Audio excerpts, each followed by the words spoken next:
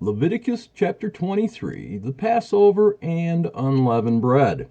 And I showed in the previous short, here in verse 5, on the 14th day of the first month at twilight is the Father's Passover, which was March 31st at sundown until April 1st at sundown.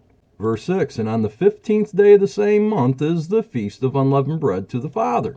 7 days you must eat unleavened bread. April 1st at sundown till April 2nd at sundown was the first day of the Feast of Unleavened Bread. But we want to find out when the Feast of Pentecost will be, and you can see here in verse 11 that the Messiah is doing this for us. The Messiah shall wave the sheaf before the Father to be accepted on our behalf. On the day after the Sabbath, the priest shall wave it. And this is speaking of the first Sabbath, the seventh day Sabbath during the Feast of Unleavened Bread, which was yesterday.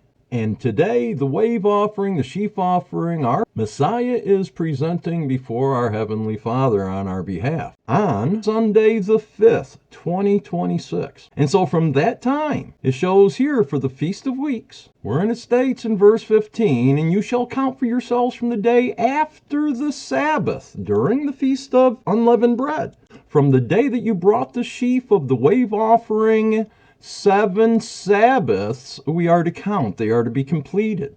And it says count 50 days to the day after the 7th Sabbath. So then Friday the 3rd of April at sunset until Saturday at sunset was the 7th day Sabbath during the Feast of Unleavened Bread. Wherein here on the 5th of April, Messiah brought in the sheaf and the wave offerings. And from here we are to count off 7 seventh-day Sabbaths. The 11th of April is the first, the 18th is the second, 25th is the third, May 2nd is the fourth, the 9th is the fifth, the 16th is the sixth, the 23rd is the seventh, and the day after the 7th Sabbath is the 24th of May, the 50th day, which is the Feast of Pentecost. From the 23rd at April at sundown,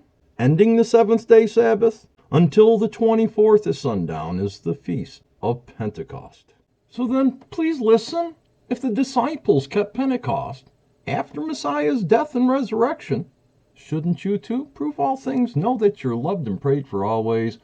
Bye.